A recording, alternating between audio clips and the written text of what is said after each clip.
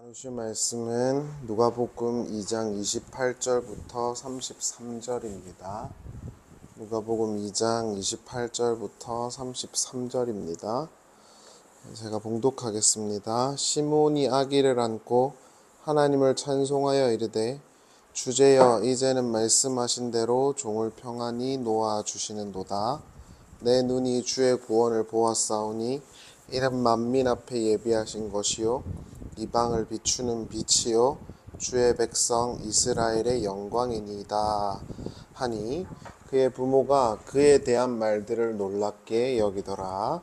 아멘. 우리가 지난 시간 목동과 마리아의 태도에 대해서 함께 나누었죠. 그들은 모두 하나님의 약속이 이루어진 것을 상세히 살펴보고 확인했습니다. 누가가 그들의 태도를 상술한 이유는 하나님의 약속은 신실하게 이루어졌다는 것을 전달하기 위해서겠죠. 더해 신자들의 삶의 모습이 그러해야 한다는 것을 전달하려고 했던 것입니다. 오늘은 누가복음 2장의 마지막 부분을 살펴보도록 하겠습니다. 먼저 누가복음 2장 21절부터 22절을 보시면 모두 에플레스테산이라는 단어로 시작을 해요. 이게 이제 차게 되었다라는 수동 형태의 동사 형태들이거든요. 그러니까 그 날들이 차게 되어 그 날들이 차게 되어 이렇게 두 번 반복돼서 등장을 해요. 한번 보겠습니다. 할례할 8일이 되매, 이게 이제 수동 형태예요. 그 이름을 예수라 하니 곧 잉태하기 전에 천사가 일컬음 바로라. 모세의 법대로 정결 예식의 날이 참에, 이것도 되매예요.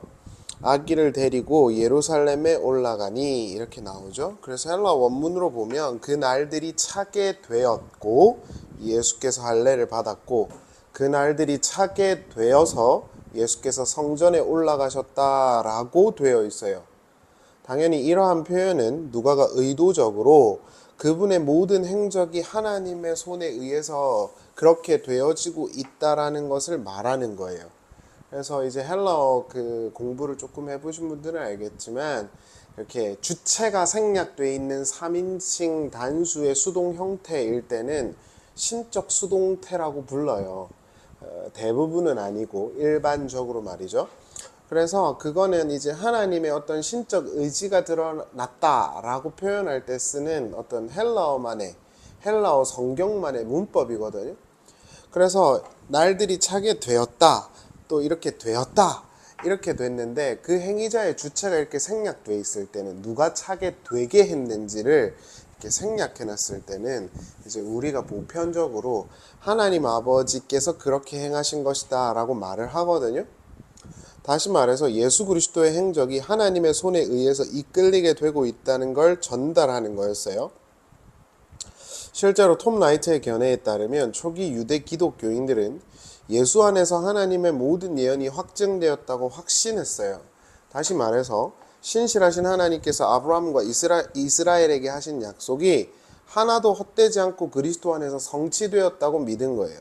그러니까 지금 우리가 이제 서양적인 어떤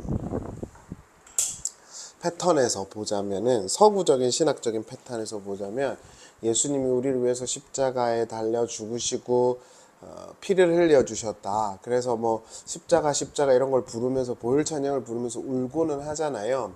근데 이제 초기 유대 공동체가 또는 초기 예수 공동체가 그런 식의 어떤 신학적인 틀을 대표적인 심상으로 가지고 있었겠느냐, 그런 거에 대한 의문을 제기한 사람들이 좀 있거든요. 그 중에 대표적인 사람이 이제 톰 라이트란 말이에요. 그래서 서구 신학적인 영향을 받은 사람들이 톰 라이트를 냅다 까는 겁니다. 물론 톰 라이트의 논지 전개에는 문제가 있어 보이는 것도 있지만 말이죠. 근데 라이트가 말하려고 했던, 제가 볼 때 뭐 그의 제자도 아니지만 그 핵심은 뭐냐면, 지금 우리는 2000년 뒤에 우리가 가지고 있는 문화와 내용이나 이해를 가지고 성경을 보고 있잖아요. 근데 성경의 1세대 독자들은 그걸 어떻게 봤을지를 고민하는 게 라이트의 주장이에요. 그거는 우리가 생각해 볼 만하죠. 왜냐하면은 초기 기독교 공동체가 마주한 복음이 뭔지를 알아야 우리가 이렇게 전통적으로 배우고 들어야 할 내용이 확인되는 거잖아요. 그냥 감정적으로 막 댐핑 시켜주고 이런 게 아니란 말입니다. 라이트가 주장했던 것은, 그리고 그의 이러한 견해는 동의할 만한 건데, 쉽게 말하면 그리스도를 어떻게, 예수를 그리스도로 확인할 수 있었겠느냐 하는 거예요. 그것은 우리가 소위 말하는 구약 성경 안에서 일어났던 모든 일이 그리스도 안에서 모두 다 재현되고 완성되고 완벽하게 이루어졌다는 확신 때문에 그런 것이다 라는 게 톰 라이트의 견해고, 저는 그것이 신약 성경에서 말하려는 아주 중요한 내용이라고 생각을 해요. 예수 그리스도 안에서 모든 하나님의 약속이 확증되었다라는 것. 그래서 설교는 원래 1차원적으로 뭐여야 하냐면 성경 속에 나타난 하나님의 그 예언과 하나님의 약속이 어떻게 그리스도 안에서 확증되었는지를 입증하는 게 설교인 겁니다. 그게 우리가 소위 말하는 가장 클래시컬한 설교의 요지여야 해요. 그러니까 예를 들어서 설교를 할 때 폄하하는 게 아니라, 설교를 할 때 물론 이런 것도 필요할 수는 있겠지만 열심히 기도하시고 하나님께 봉사하십시오, 이런 내용들을 권면하는 설교들은 사실 주가 되면 안 돼요. 설교의 대다수는 성경 속에서 어떻게 하나님이 역사하셨고 그 하나님의 역사하심이 어떻게 그리스도 안에서 그대로 구현되었는지, 재현되었는지를 입증하는 게 설교란 말이에요. 종교적인 어떤 명령이나 업무를 전달하는 게 아닙니다. 신약 성경에서 왜 그리스도 안에서 모든 것이 성취되었다는 것을 일관되게 진술할까? 그 이유는 하나님의 신실하심 때문이에요. 일반적인 사람들은 내가 소원하거나 기도한 것들이 이루어지거나 내가 원하는 바를 신에게 빌고 그것이 이루어졌을 때 신이 있을 거라고 느낄 가능성이 매우 높죠. 그러나 신자는 아닌 겁니다. 신자는 그런 것 속에서 하나님의 함께 하심을 겪을 수도 있겠지만 대다수는 그런 것과 무관하게 하나님을 인지할 수밖에 없어요. 만약 우리가 바라던 것이 이루어지지 않는다면 하나님은 부정되는 겁니까? 성경은 아니라고 말하죠. 하나님은 신실하게 살아계신 분인데 그 유일한 증거는 하나님의 아들 예수 그리스도란 말이죠. 그래서 그리스도를 계속 들여다봐야 한다는 거예요. 하나님은 여자의 후손으로 올 자가 뱀의 머리를 박살낼 거라는 창세기 3장 15절의 약속을 그대로 지켜 예수를 여자의 후손으로 보내셨고, 그 안에서 모든 아브라함과 이스라엘의 역사를 재현하시고 구현하시고 완성시키셨어요. 그래서 그리스도는 하나님의 살아계심과 신실하심의 유일한 증거가 되는 거예요. 세메이온 말이죠. 누가복음 2장 23절에 보세요. 이는 주의 율법에 쓴 바 첫 해의 첫 남자마다 주의 거룩한 자라 하리라 한 대로 아기를 주께 드리고, 23절에 보면 누가가 주님의 율법에 기록된 것처럼 이란 인용을 그대로 사용하는 것은 그분의 탄생과 정결 예식이 하나님의 율법과 관련되어져 있으며 성취되었다는 것을 입증하기 위한 거예요.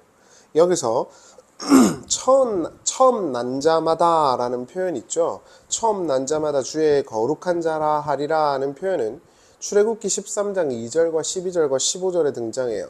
출애굽기 13장은 아시다시피 애굽의 10가지 마지막 재앙, 장자의 죽음을 다루는 장이에요. 그때 애굽의 모든 장자들은 죽었지만 어린 양의 피를 문방과 문설주에 바른 이스라엘의 백성들의 장자들은 모두 살았어요. 그래서 처음 것은 내 거야 라고 하나님이 말씀하신 거예요. 너네가 내 은혜로 살았다, 이 이야기를 주지시킨 거죠. 그 대표성이 11조가 되는 거예요. 10의 대표인 거잖아요. 그래서 처음 거, 그러니까 그 안에는 이게 10개 중에 1개를 준다, 이런 의미가 아니라 이 모든 게 주님의 은혜입니다 라는, 하나님의 구원의 어떤 결과입니다 라는 고백이 담겨 있어야 된다. 그러니까 어줍잖게 돈 몇 푼 내놓고 11조 했다고 거들먹거리는 거 11조 아니란 말이에요. 하나님 그런 거 받지도 않고요. 그러니까 그런 것들을 자랑하고 있는 것 자체가 그 사람의 수준을 보여주는 거예요. 우리가 지난 시간에도 살펴보았듯이 예수 그리스도는 하나님의 맏아들이라는 표현을 종종 쓰곤 하는데, 여기서도 처음 난 자마다 이 말을 인용했잖아요. 이 표현은 하나님과 교제하여 영광을 나타낼 이스라엘이 사실 예수였다는 것을 증언하는 거예요. 그리고 그러한 의도 속에서 프로토토코스 했었죠. 맏아들, 그 이전 편을 보시면 돼요. 누가는 출애굽기 13장에 사용된 이스라엘의 장자 표현들을 그대로 그리스도에게 사용하고 있어요. 이것을 통해서 궁극적으로 하나님께서 살리신 그 장자가 예수라는 걸 명시한 거죠. 더해 참 이스라엘은 예수시며 참 이스라엘 향한 신실한 약속과 그 하나님과의 관계 회복은 예수 안에서 이루어졌다고 선언을 하는 거예요. 따라서 예수께서 난지 8일 만에 할례를 행하시고 정결 예식을 따라 성전에 올라가서 제사를 드리신 이유도 하나님 아버지께서 그에게 이루어 가실 모든 일들이 이루어지고 진행되고 있다라는 것을, 그리고 예수 안에서 그게 완성되었다는 것을 입증하기 위해서 상술되고 있는 것이겠죠. 누가복음 2장에 따르면 예수께서 마리아와 함께 성전에 정결 예식을 하러 가셨을 때 그곳에 두 명을 만나게 됩니다.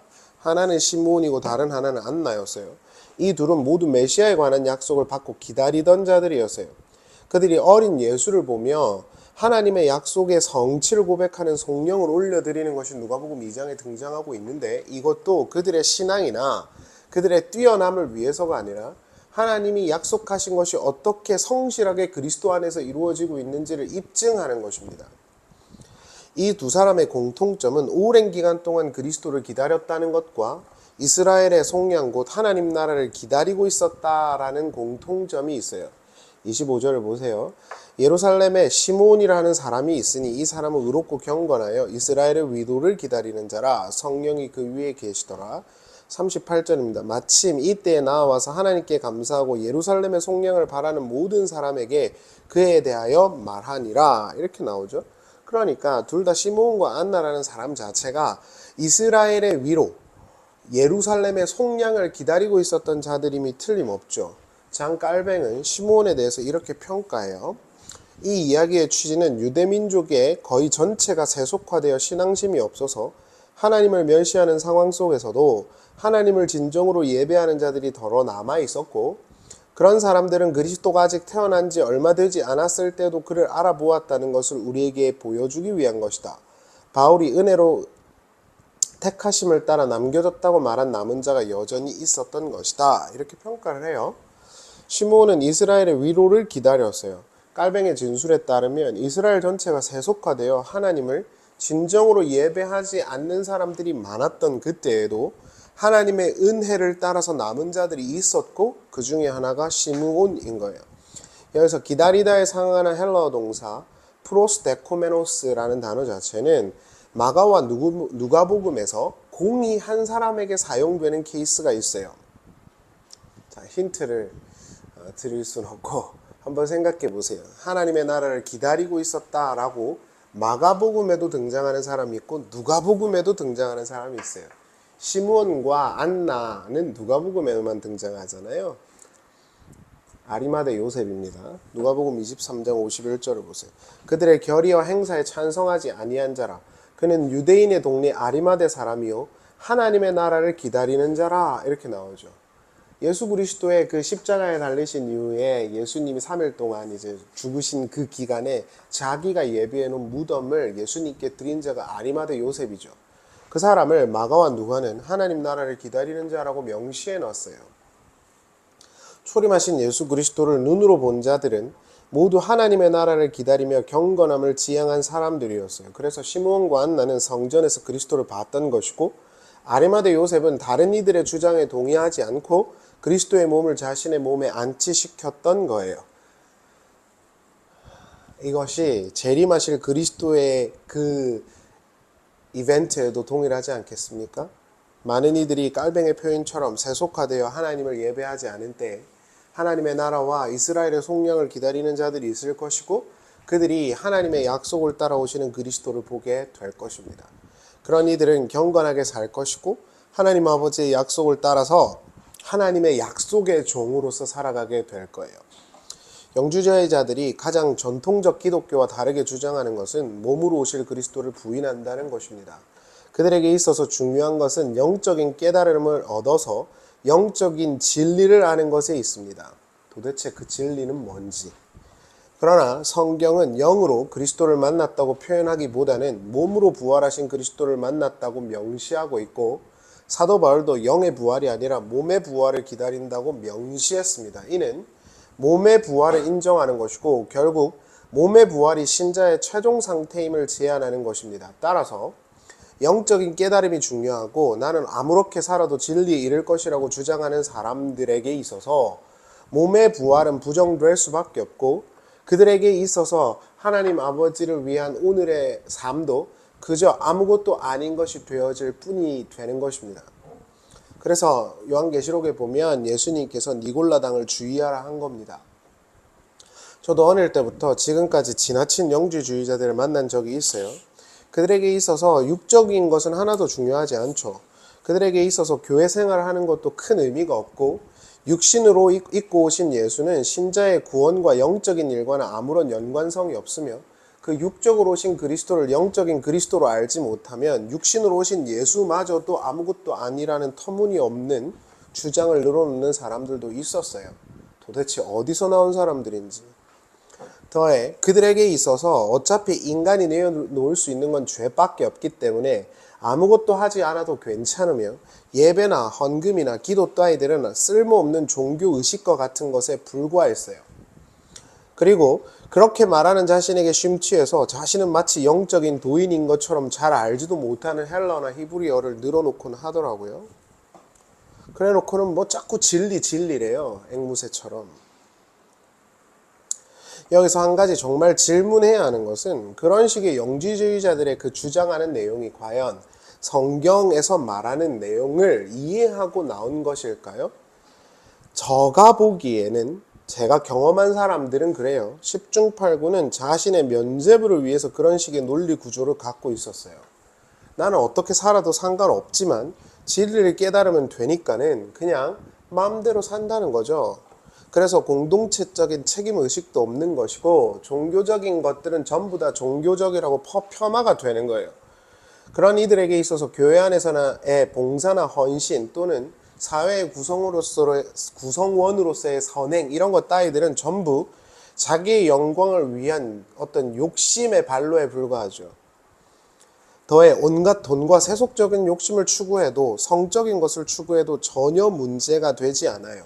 제가 완벽해지라고 말씀드리는 게 아니에요. 그러나 내가 그렇게 하고 있는 것을 면벌하기 위해서 그런 걸 쓰면 안 된다고 말씀드리는 거예요. 그건 성경에서 말하는 내용이 아니에요. 오히려 성경은 그런 이들을 그리스도의 원수라고 명시해요. 어차피 인간에게서 나오는 건 죄뿐인 것이고 그런 인간을 구원하는 것은 영적인 어떤 깨달음일 것이기 때문에 그렇지 않다는 거죠. 그런 삶이 의미가 없다는 거예요. 그렇다면 시므온은 하나님의 나라를 기다리는 자였고 그는 경건하게 하나님의 성전에서 하나님을 기다리고 예배하는 사람이었다는 이 표현은 어떻게 이해가 될 수 있을까요? 그러니까 쉽게 말하면 그냥 값싼 구원 천국행 티켓 얻겠다는 거 아닙니까? 물론 우리 인간이 경건함을 추구한다고 해서 얼마나 경건할 수 있겠습니까? 저도 죄밖에 없는데. 그러나 시므온은 나이가 들어도 하나님의 나라를 그럼에도 불구하고 갈망하고 있었고 그것은 하나님께 대한 관심과 표현으로 점철될 수밖에 없었다는 걸 우리가 인지해야 돼요. 그러니까 나는 부족하니까 하나님 나를 구원해 주세요에 매몰돼서 하나님만 꼭 붙들면 그 속량을 기다리는 것으로 가지 않고 나는 어차피 죄밖에 못 지으니까 교회고 나발이고 다 필요 없고 선행도 필요 없고 그것도 어차피 다 지들 영광을 위한 욕심의 발로이니까 그것도 다 쓸모없는 쓰레기다. 이런 식의 논리 전개를 하는 자들이 십자가의 원수라고요. 성경에 어디가 그런 게 있습니까? 그러니까 헬라어나 히브리어? 그러니까 이 얼마 전에 그것이 알고 싶다 나온 사람도 뭐 히브리어를 막 써가면서 하더라고요. 그 어줍지 않은 몇 가지의 지식을 가지고 말이죠. 그러니까 얼마나 많은 사람들이 그 히브리어나 헬라어를 공부했겠어요? 교부들은 그런 거에 능통한 사람들이었단 말입니다. 그러니까 그런 것들을 우리가 잘 생각해서 마치 나만 특별하게 그렇게 하고 있다라는 생각을 하면 안 돼요. 그러니까 제가 요즘에도 정말 이 유튜브를 하면서 느끼는 건데 그냥 교인분들이 지금 없는 상황에서 설교를 하는 거니까 고백을 하자면 내가 뭔가 특별하다고 생각하면 불행해요 서로가. 그러니까 나는 뭔가 대단하게 뭐 이렇게 하고 있는데 쟤는 다 틀렸다 이런 식의 논리 전개가 그 사람뿐만 아니라 다른 사람들도 불행하게 한다고. 다 그렇게 연구하고 공부한 결과물들이 있단 말이에요. 그럼에도 불구하고 기독교적인 전통과 가치와 교리들이 준거 틀이 되는 거예요. 근데 이런 거는 다 그냥 고리타분한 거고 싹 다 버려야 되는 것이고, 내가 알고 있는 건 뭐 진리다? 그런 게 어디 있습니까? 말도 안 되는 소리도 하는 거죠. 초림하신 어린 예수를 본 자들이 이와 같다면 다시 몸으로 오실 우리 주님을 만나게 될 자들은 누구일까요? 하나님 나라를 갈망하고 자신의 주어진 삶을 소중히 여기며 하나님 나라를 추구하겠죠. 그런 이들을 경건하다 하는 거예요. 그러니까 자꾸 뭐 진리 거리고 헬러 히브리어 거리고 뭐 어쩌고 저쩌고 하는데 그것이 알고 싶다도 보니까 뭐 히브리어 헬러 뭐 어쩌고 저쩌고 하는데 전부 다 보니까 성적으로 다 물러나. 그러니까 그런 식의 귀결이 어디 있냐고요. 그래 놓고는 마치 도인인 것처럼, 제가 보기에는 너무 우스운데 말이죠. 그렇다면 시므온과 안나는 어떻게 죽을 때까지 일관되게 하나님 나라를 바라보며 경건한 삶을 지향했을까요? 당연히 그들의 의지는 아니겠죠. 그들은 하나님의 명령과 약속에 묶인 종이었어요. 25절을 보세요. 예루살렘에 시므온이라는 사람이 있으니 이 사람은 의롭고 경건하여 이스라엘의 위로를 기다리는 자니라. 그래서 이스라엘의 위로를 기다리고 있었대요. 그러니까 어디에서도 위로를 못 받아서 하나님 아버지만 간절히 찾고 있었다는 거예요. 이게 진짜 소위 말하는 진리를 아는 사람들의 태도 아닙니까? 이 세상의 돈이나 명예나 사업의 확장이나 인기나 그런 모든 것들은 쓰레기에 불과한데 하나님 아버지에게서만 내가 속령과 구원을 얻을 수 있다라고 믿는 게 진리를 아는 거 아니겠어요? 그런 사람들이 그걸 안다고 하면서 세상의 것을 여전히 추구한다고 해요. 그러니까 그게 말이 안 된다는 거예요. 그래 놓으니까 뭐라 그러냐면 그것도 어차피 의미 없는 거다 이런 식으로 가는 건데, 그런 논리 전개가 어디 있냐는 말이에요. 26절을 보실래요? 성령이 그 위에 계시도록 그가 주의 그리스도를 보기 전에는 죽지 아니하리라 하는 성령의 지시를 받았더니, 이렇게 나오죠. 그러니까 하나님 아버지가 그에게 명령을 하신 거예요. 여기서 지시에 상응하는 헬라어 단어 카크레마티세메노는 우리가 소위 신약 성경에서 나올 때 하나님의 놀라운 명령과 초월적인 능력들을 말할 때 쓰는 거예요. 물론 이것도 있을 수 있죠. 그러니까 이걸 보면서 깔뱅도 써놓긴 했던데, 뭐 성령의 지시를 받았다. 어떤 사람들, 제가 주일날에도 말하겠지만 어떤 사람들이 뭐 하나님께서 이 나라가 어떻게 된다고 말했다, 자기가 직접 들었다. 다 사이비입니다. 다 사이비예요. 물론 그렇다고 해서 하나님이 그러면 아예 역사도 안 하시고 그냥 아무런 어떤 감동이나 감화의 역사도 안 일으키시나, 그건 아니란 말이에요. 여기 나오잖아요. 그러나 이것을 침소봉대해서 마치 뭐 하나님께서 자기에게 들려주셨다, 보여주셨다, 뭐 신학교 가라 그랬다, 한국은 어떻게 된다 그랬다, 전부 다 사이비입니다. 전부 다 사이비. 하나님 아버지께서 원하시는 그 뜻하심의 초월적인 능력이 있죠. 바르트의 표현을 빌리면 하나님은 자유하시니까요. 인간이 정해놓은 틀 안에서만 역사하지 않으세요. 초월하게 역사하신단 말이에요. 그러나 이걸 오해해갖고 봐라, 시므온도 들었다 하지 않았냐, 뭐 듣는 게 없다고 말하는 사람도 어쩌고 저쩌고, 이건 아주 초월적인 것이고, 대부분 다 이 캐크리레 마세메노는 전부 다 그리스도와 연결돼 있을 때 쓰는 내용이에요. 동방박사가 예수를 만나고 돌아갈 때 헤롯 왕궁으로 돌아가지 말아라 하나님이 명령하거든요. 이 단어예요. 히브리서 8장 5절에서 모세가 하나님 아버지의 성막을 보게 되었다 했을 때 그 단어예요. 그러니까 하나님이 초월적으로 하나님 나라와 그리스도와 연결해서 사람들에게 역사하시고 지침하실 때 이 단어를 쓰는 거지, 되지도 않게 뭐 정치인들이나 뭐 나라가 어떻게 된다, 이거 절대 아니란 말이에요. 물론 여전히 그런 사람들 좋아하는 사람들은 귀등으로 듣지 않겠지만 주님 앞에서 판단되겠죠. 그는 강권적인 성령의 역사와 가르침으로 인해 그 약속을 기다리고 있었고 경건한 삶을 지향했어요. 이것이 진정으로 성령을 받은 자들의 삶이며 영지주의자들이 그토록 좋아하는 진리를 아는 자들의 삶입니다. 28절을 보세요. 시므온이 아기를 안고 하나님을 찬송하여 이르되 주제여 이제는 말씀대로 종을 평안히 놓아주시는도다. 여기서 종을 평안히 놓아주셨다 그랬잖아요. 하나님의 약속이 그걸 꽉 붙잡고 있어요. 그러니까 이러지도 저러지도 못해. 죽지도 못해.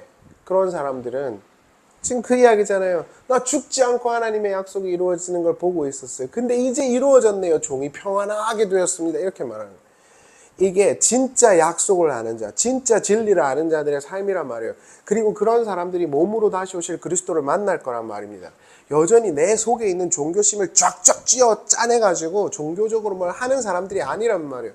하나님이 강권적으로 붙들고 그렇게 쓰고 묶어놨단 말이에요.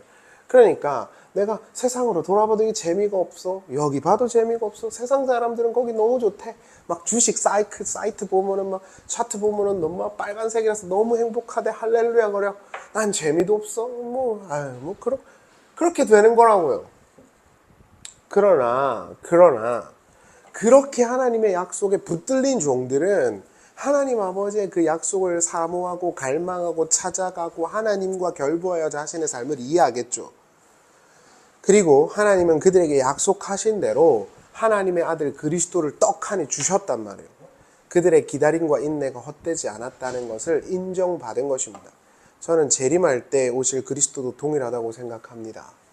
지금 이렇게 진정한 하나님의 약속과 그 명령을 받아서 여전히 하나님에게만 묶여 있어서 도대체 이 세상엔 재미가 없어.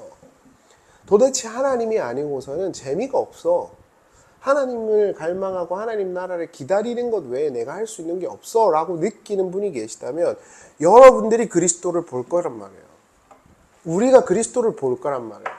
그런데 그런 어떤 진정한 어떤 하나님 아버지의 말씀과 어떤 약속과는 떨어져 있으면서 마치 나는 뭐 홀리한 척하고, 제가 이번 주 설교도 하겠지만 마치 홀리한 척하고 나는 막 종교적으로 되게 뛰어난 것 같고 그렇게 이렇게 거짓으로 치장하는 사람들 있잖아요.